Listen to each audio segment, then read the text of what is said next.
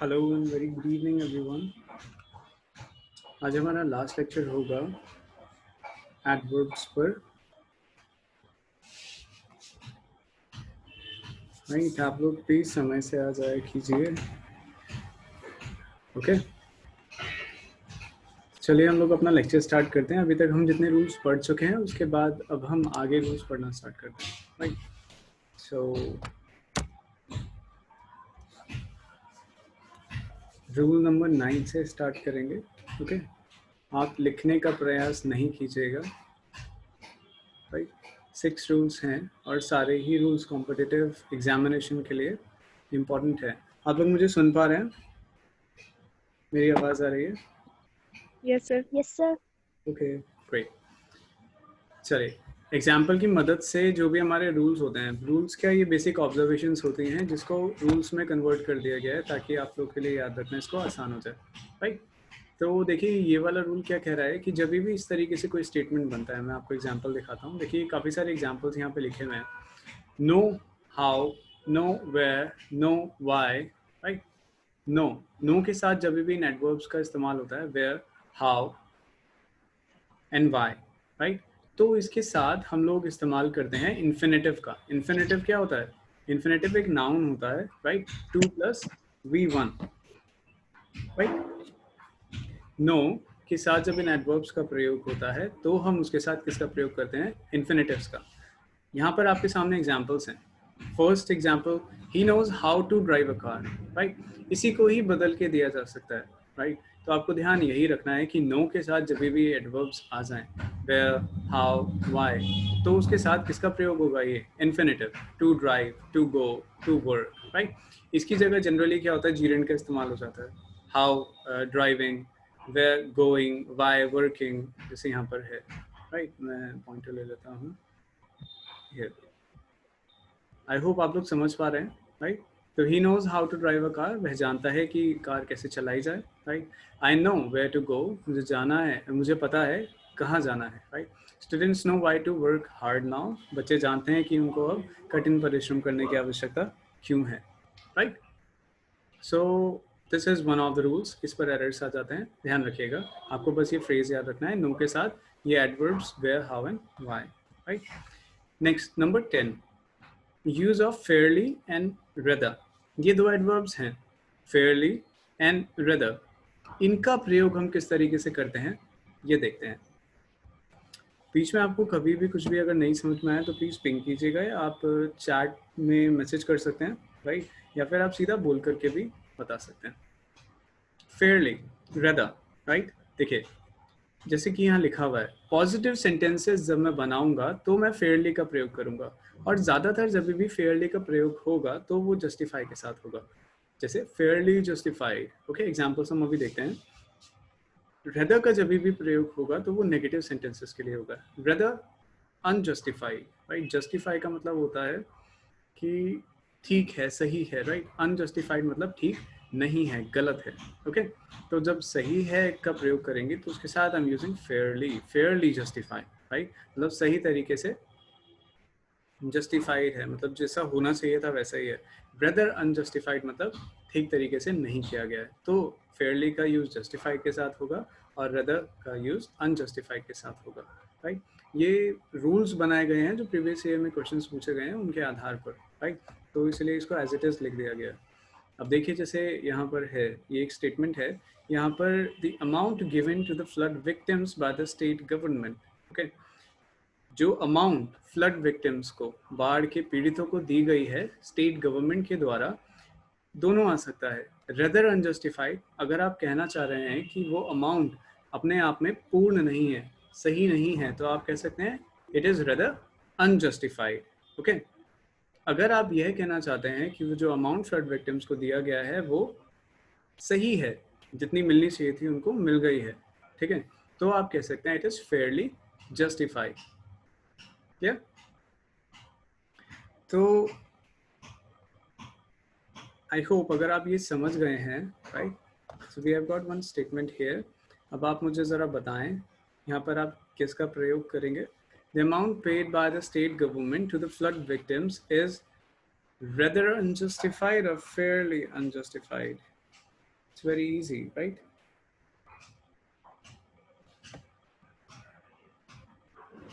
बताएं।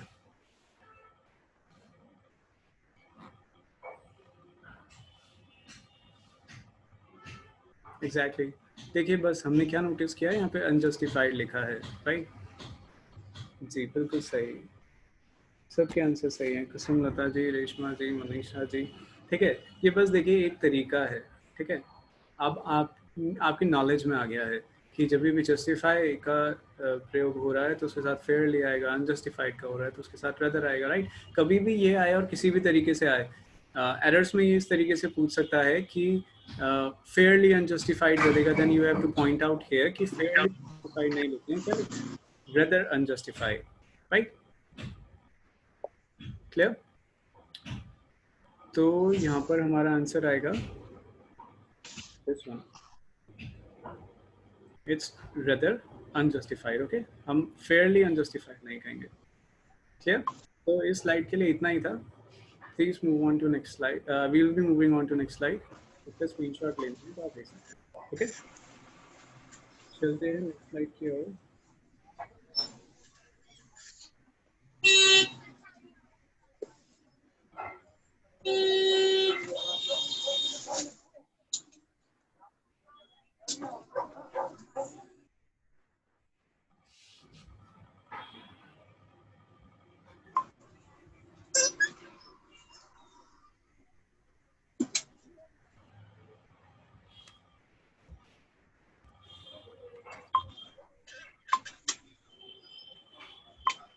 So here point number 11 है।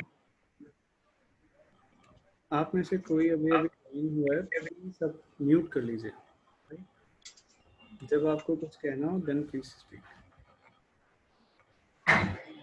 Okay, number 11 point is adverb, quite, right? We've got one adverb here, quite. Okay, इसका इस्तेमाल और adverb के साथ नहीं करेंगे, right?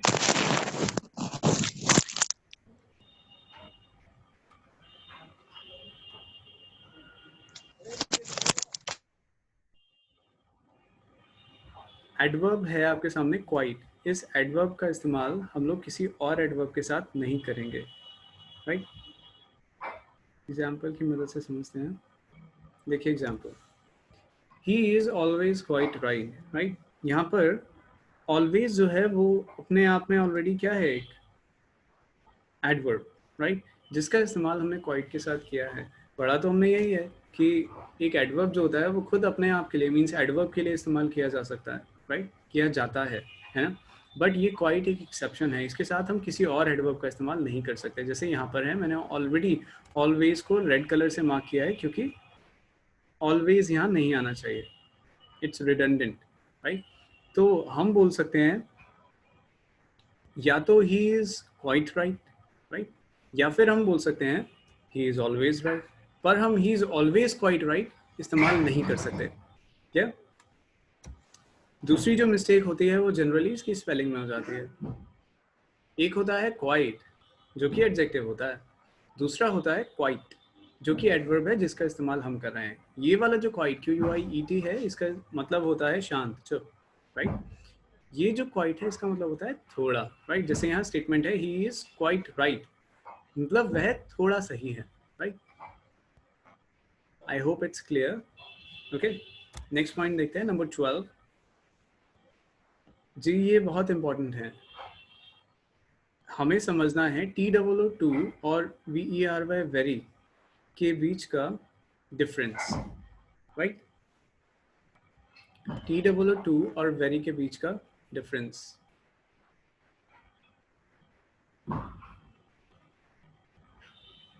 What is the difference? Sentence की मदद से समझने की कोशिश करते हैं। देखिए, पहला स्टेटमेंट है he is too tired to accompany you, right?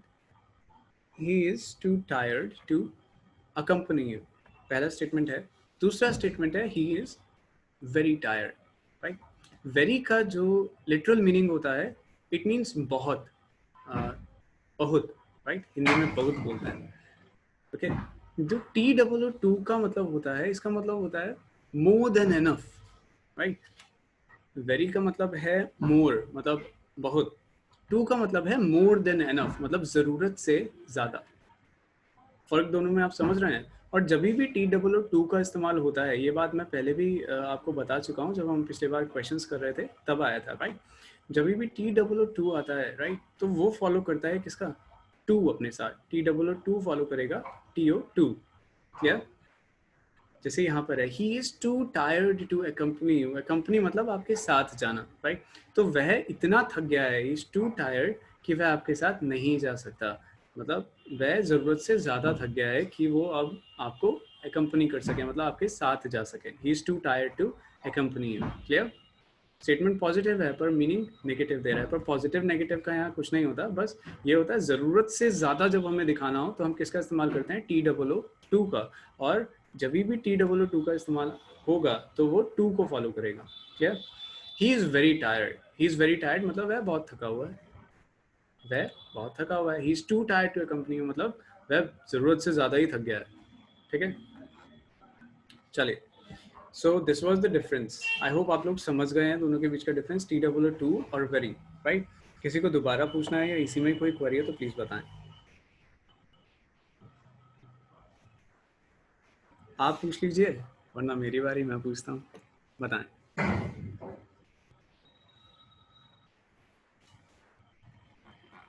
नहीं पूछना, ओके। चलिए आपकी बारी, बताएं। Tell your answers please. आपके सामने एक प्रश्न है, काउस, देखिए काउज मिल्क भी बोल सकते हैं, काउ मिल्क भी बोल सकते हैं, right. So cow milk is too nutritious या very nutritious, what do you say. जो आपने समझा उसके बेसिस पर बताएं, टू न्यूट्रिशियस और very nutritious.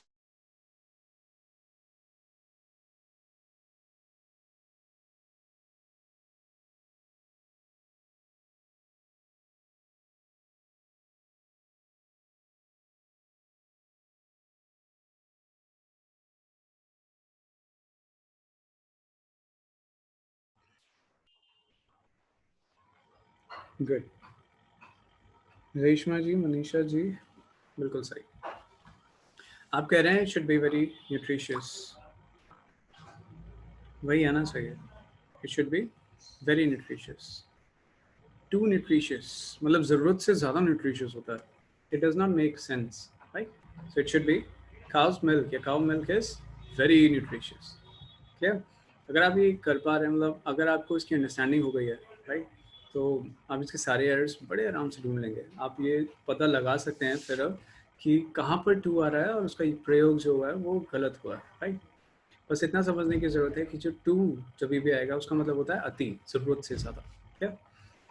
So okay, this one, this phrase, see this phrase, only too, right. ये जो ओनली टू फ्रेज होता है इसका इस्तेमाल होता है किसकी तरीके से, वेरी की तरीके से, राइट। ओनली टू का फ्रेज, ओनली टू फ्रेज का इस्तेमाल होता है वेरी की तरीके से। मतलब अगर कहीं पर किसी स्टेटमेंट में ओनली टू लिखा हुआ है उसका मतलब है वो वेरी का प्रयोग कर रहा है, very, right. Only too means very, right. जैसे इस स्टेटमेंट में है, I am only too glad to hear the news of your success, that means I'm very glad to hear the news of your success, क्या। This is one thing, ये एक point हुआ, समझ लीजिए। सो ये भी आपके काम आएगा ज़रूर, ये सब एग्जाम्स में पूछे गए हैं and that is the reason you are studying it, right. चलें आगे, नेक्स्ट देखते हैं। आप लोग स्क्रीनशॉट ले सकते हैं अगर आपने लेना है। We are moving on towards our next slide. Okay, ये भी बहुत इंपॉर्टेंट है, use of ever since. Sentence की मदद से समझने की कोशिश करते हैं। देखिए, I watched the Sholay movie 20 years ago and have remembered its dialogues ever since. Right? Ever since का प्रयोग करने के लिए हमें दो चीज़ों का ध्यान रखना होता है। जैसे यहाँ पर है, देखिए, पहले जो है दो स्टेटमेंट से ये बना हुआ है। जैसे यहाँ पर इसको कंजंक्शन ज्वाइन कर रहा है एंड, राइट, और दो स्टेटमेंट इससे जुड़े हुए हैं। जो पहला स्टेटमेंट है उसमें प्रयोग हुआ है V2 का। देखिए, आई वॉच्ड शोले, जबकि जो दूसरा स्टेटमेंट है,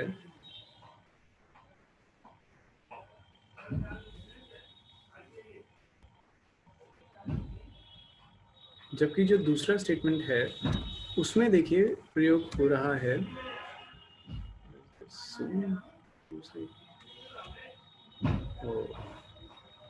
I think I missed it. देखिए, फर्स्ट में जो प्रयोग हो रहा है इसका स्ट्रक्चर इसी तरीके से होता है, एवर सिंस, मतलब उस समय से लेके जिस जिस समय की बात हो रही है। जैसे यहाँ पर किसकी बात हो रही है, यहाँ पे 20 साल पहले की बात हो रही है, 20 years ago, राइट। तो आपको पता है, आपने टेंसेस में पढ़ा होगा कि जब भी हम लोग अगो, राइट, पास्ट की बात करते हैं, जो चीज़ पास्ट में ख़त्म हो जाती है, then we use simple present tense, right. So I watched, मतलब जो काम पास्ट में हुआ था, then we use simple past tense, right. Simple past tense के लिए यहाँ पे किसका प्रयोग हुआ है, V2 का, राइट। तो एवर सिंस का प्रयोग इसी तरीके से होता है। आई वॉच्ड, यहाँ पे V2 का प्रयोग हुआ है, watch Sholay movie 20 years ago, right. And यहाँ पे कंजंक्शन का इस्तेमाल हुआ, दूसरा स्टेटमेंट आ रहा है। दूसरा स्टेटमेंट जो बनता है वो बनता है परफेक्ट टेंस से, राइट। कौन सा टेंस, प्रेजेंट परफेक्ट टेंस। जैसे यहाँ पर आप देख सकते हैं, हैव रिमेंबर्ड, सब्जेक्ट जो है वो आई ही है, इसी को ही कंटिन्यू किया है यहाँ पे, I have remembered it's dialogues ever since, दो बार नहीं यूज किया क्योंकि यहाँ पे एंड आ गया, राइट। सो एवर सिंस का प्रयोग करने के लिए जो उसका स्ट्रक्चर होता है वो होता है, पहले जो फर्स्ट स्टेटमेंट होगा उसमें हमेशा second form of verb use होगी, मतलब वो पास्ट टेंस में होगा, सिंपल पास्ट टेंस। जो दूसरा स्टेटमेंट होगा वो प्रेजेंट परफेक्ट टेंस में होगा, जैसे यहाँ पर हुआ है, have remembered it's dialogues ever since. आप, हम इसको टेंसेस में पढ़ेंगे आगे कि जब भी परफेक्ट टेंस यूज होता है, प्रेजेंट परफेक्ट, पास्ट परफेक्ट, कुछ भी हो, तो किसका प्रयोग होता है, टाइम का। तो उसमें टाइम आ जाता है, हम सिंस और फॉर का प्रयोग करते हैं, राइट। बट यहाँ पर ऐसा कुछ नहीं है टाइम पर, फिर भी एवर सिंस जो दिखाता है वो समय दिखाता है, मतलब उस समय से जिस समय की बात हुई है। तो किस समय की बात हुई है, 20 years ago, 20 साल पहले की। तो उस समय से लेकर अभी तक की बात हो रही है कि तब से अब तक उसके डायलॉग्स हमें याद हैं या मुझे याद है, राइट। इसी तरीके से देखिए दूसरा example, I met her 10 years ago, मतलब मैं उससे 10 साल पहले मिला था। And I have remembered her face ever since, और मुझे तब से अब तक उसका चेहरा याद है, राइट। आई होप आप एवर सिंस का इस्तेमाल समझ पाए हैं, राइट। याद रखने वाली चीज़ मैं दोबारा दोहरा रहा हूँ, आपको यही याद रखना है कि पहले वर्ब की सेकंड फॉर्म आएगी, दो स्टेटमेंट से मिलकर बनेगा ये, राइट। पहले में वर्ब की सेकंड फॉर्म आएगी और एवर सिंस जिस स्टेटमेंट के साथ यूज हो रहा है उसमें प्रेजेंट परफेक्ट टेंस का इस्तेमाल होगा, राइट। यहाँ पर मैंने लिखना था, लिखा भी था, आई थिंक वो चेंज हो गया है, उसकी जगह मैंने कुछ और लिख दिया है, ये आगे काम आएगा। वेल, आप लोग याद रखेंगे, first sentence we using V2 here, second sentence में हम लोग प्रेजेंट परफेक्ट टेंस का यूज कर रहे हैं और उसी के साथ हम लोग एवर सिंस का प्रयोग कर रहे हैं। एवर सिंस का मतलब होता है तब से, right, it's an adverb. Clear? I hope आप लोग समझ गए हैं। चलिए पॉइंट नंबर 14 देखते हैं। Okay, there are two statements in front of you, number 1 and number 2। Answers बताएं। I recently या presently came to know of the sudden demise of his father, और सेकंड है he will reach here lately या he will reach here shortly। Answers।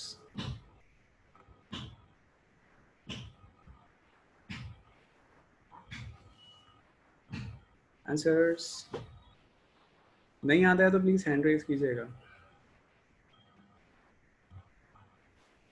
Okay, we got an answer।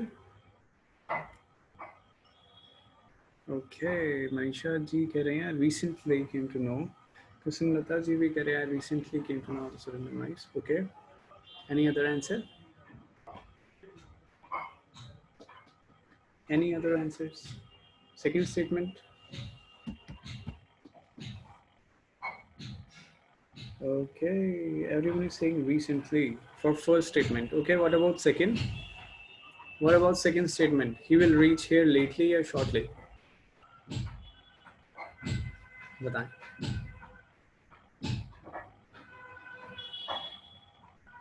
Manisha ji कह रहे हैं shortly।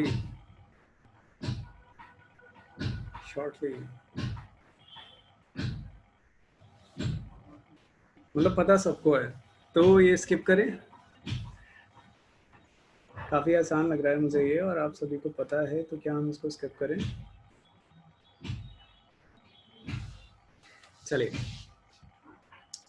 2-3 बच्चे हैं जो बता रहे हैं, आई थिंक लोग या तो गैस कर रहे हैं या और वो ऑलरेडी अच्छे तरीके से जानते हैं, राइट? तो ये काफ़ी कंफ्यूजिंग होता है। Okay, let's discuss it. इसको डिस्कस करते हैं, फिर आप लोग श्योर हो जाएंगे। देखिए, प्रेजेंटली और शॉर्टली जो होते हैं, ये दोनों के दोनों शब्द, इनका अर्थ होता है सून, राइट? मतलब जल्दी ही, मतलब जो जल्दी ही होने वाला है, मतलब जो पास ही के फ्यूचर में, मतलब जो आने वाला निकट जो समय है, बिल्कुल पास में अभी होने वाला है, तब हम इस्तेमाल करते हैं प्रेजेंटली या शॉर्टली। क्या लिखा भी है मैंने आगे, इसको फ्यूचर के लिए इस्तेमाल किया जाता है, जबकि लेटली और रिसेंटली जो है, इन शब्दों का इस्तेमाल किया जाता है पास्ट के लिए। क्लियर? प्रेजेंटली और शॉर्टली का इस्तेमाल किया जा रहा है फ्यूचर के लिए, लेटली और रिसेंटली का इस्तेमाल किया जाता है पास्ट के लिए। लेटली और रिसेंटली का अर्थ होता है not long ago, in the recent past, right? Presently और शॉर्टली का मतलब इन द रिसेंट फ्यूचर यानी सून, राइट? लेट और रिसेंटली का मतलब है नॉट लॉन्ग अगो, मतलब ज़्यादा देर नहीं हुई अभी, या फिर इन द रिसेंट पास्ट, मतलब पास ही में, मतलब पास्ट में, पर अभी अभी, जो बिल्कुल अभी अभी गुजरा हो, तब उसको दिखाने के लिए हम लोग प्रयोग करते हैं लेटली या रिसेंटली। ओके, तो ये फ्यूचर, ये पास्ट। अब तो आप श्योर होंगे ना? कितने लोग आंसर कर चुके हैं? उनके अलावा अगर अभी कोई समझ पा रहा है तो क्या वो बता सकते हैं आंसर क्या होगा?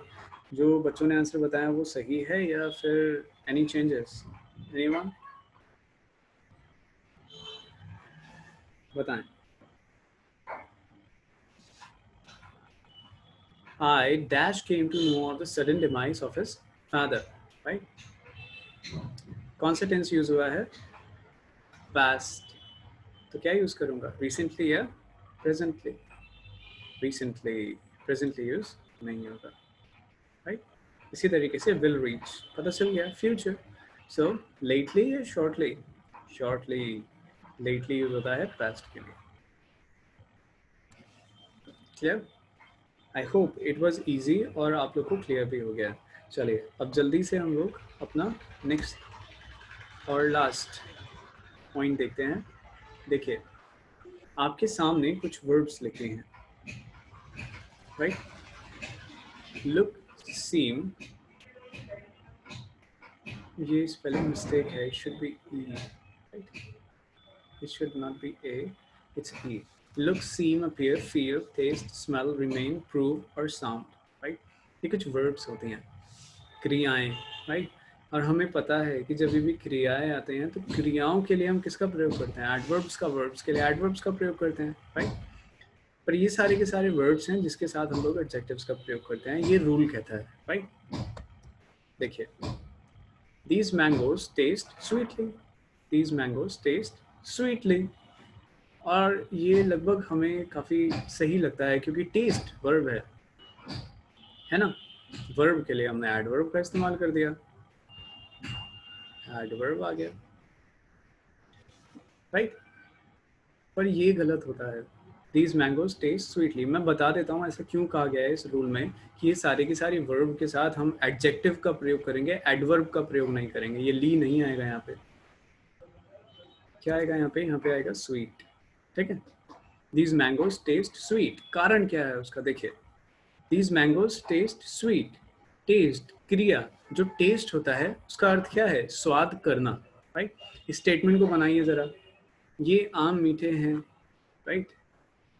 ये आम मीठे हैं, या इन आमों का स्वाद मीठा है, राइट? यही बनेगा। टेस्ट होता है स्वाद करना, ठीक है? तो ये जो स्वीट है, ये किसके लिए आ रहा है? ये आ रहा है हमारे नाउन के लिए, जो यहाँ पर क्या है? मैंगो। क्या? तो जब भी इनमें से कोई भी वर्ब एक सेंटेंस के अंदर आता है तो वो नाउन के लिए इस्तेमाल होता है जनरली, ठीक है? तो नाउन के लिए जब इस्तेमाल हो रहा है, then we use adjectives, right? हम लोग नाउन के लिए जब भी इस्तेमाल करते हैं, जैसे आम के लिए, मैंगो के लिए इस्तेमाल हो रहा है, तो क्या होता है? मैंगो के लिए इस्तेमाल हो रहा है, so we will use sweet here and not sweetly. ठीक? इसी तरीके से और एग्जांपल्स देखिए जरा। आपके फ्रेंड्स ने मिलकर कोई प्लान बनाया, राइट? तो आप क्या कहते हैं? इट साउंड्स ग्रेटली, ऐसे बोलते हैं क्या? No no. क्योंकि ये जो ग्रेट है ना, ये इट के लिए यूज हुआ है,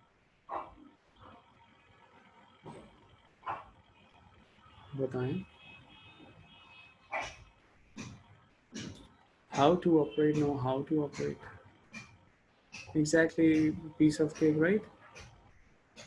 How? Exactly, good.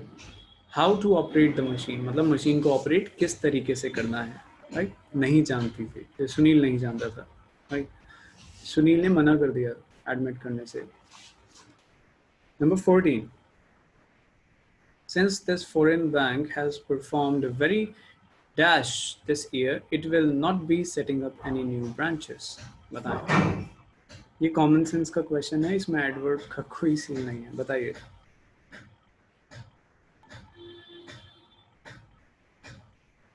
Okay, one says one. Well, other answers? बाकी लोग क्या कहते हैं?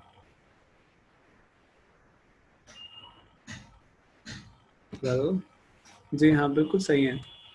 Well वाले बिल्कुल सही हैं, right? Very well. क्यों आएगा? हाँ. Has not performed very well. बिल्कुल सही. देखिए यहाँ पर वो बोल रहा है has not performed very well, मतलब बहुत अच्छा परफॉर्म नहीं किया है. यही तो कारण होगा ना कि वो अपनी और ब्रांचेस सेटअप नहीं कर पा रहा है, राइट? सो यहाँ पे बैडली नहीं आएगा. ठीक. अगर अच्छा मतलब परफॉर्म नहीं किया होता, अगर अच्छा परफॉर्म किया होता तो वो और ब्रांचेस खोलता. So has not perform very well आएगा. ठीक. Number 15. His new office is close to his residence, so he will dash have to travel by bus. No longer या not longer? बताइए. No longer या not longer? No longer. जी आप बिल्कुल सही कह रहे हैं. Not longer कुछ भी नहीं होता. Not longer नहीं होता. The phrase, the expression that is used is no longer. Clear? Number 15 हो चुका है. Number 16. He dash. Very easy. Can hardly या can't hardly? अभी चर्चा हुई है इस पर, दोबारा वही आ गया है, बट फॉर्म दूसरी है. पूरा स्टेटमेंट भी पढ़ने की आवश्यकता नहीं है इसमें. तो बताएं. One, can hardly, one. Good. जी बिल्कुल सही. देखिए कैंट हार्डली का जो कैन हार्डली आएगा यहाँ पे, कैंट हार्डली गलत है. कैंट हार्डली का अपना क्या अर्थ होता है? कैंट हार्डली का अर्थ होता है कैन नॉट हार्डली. तो हार्डली जब ऑलरेडी आ गया नेगेटिव है तो उससे नॉट का इस्तेमाल नहीं हो सकता. Will be using he can hardly. Right. Number 17. Owing to inflation, restaurants have hiked their prices by approximate 30% या approximately 30%. बताएं. Joshi says approximately. Okay. Other answers? Bharat says approximate. Reshma says approximately. Okay आप लोग answers दे रहे हैं कि आपके पास कारण है आप क्यों अप्रॉक्सीमेटली कह रहे हैं. इज इट योर सेंस या आपके पास कोई ग्रामेटिकल रीजन भी है? देखिए परसेंट जो है ये यहाँ पर नाउन है, राइट? 30 जो है ये एडजेक्टिव है. 30 एडजेक्टिव है. 30% आ गया ना. 30 इज एडजेक्टिव. अब एडजेक्टिव के लिए किसका इस्तेमाल होगा? एक है एडजेक्टिव अप्रॉक्सीमेट. क्या एडजेक्टिव के लिए एडजेक्टिव का इस्तेमाल हो सकता है? एक है एडवर्ब. इसमें एलवाई आ गया ना, ये एडवर्ब है. अप्रॉक्सीमेट एडजेक्टिव प्लस एलवाई क्या बनता है? एडवर्ब. यहाँ पर क्या आएगा? Approximately. Approximately 30%. Right. Next number 18. Bhutan is a beautiful country. Dash almost 80% of the population lives in villages. Which you where?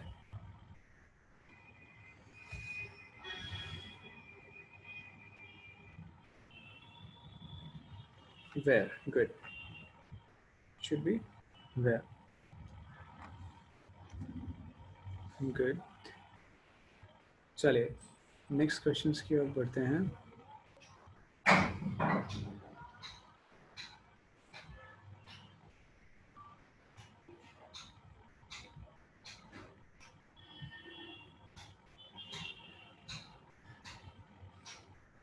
Number 19.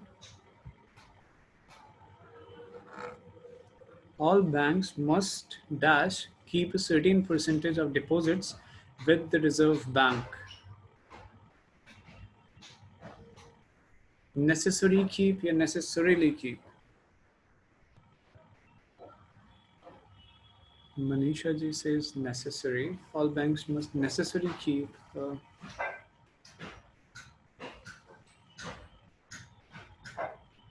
Bharat, sorry. Okay. Kusum Lata ji says number 2.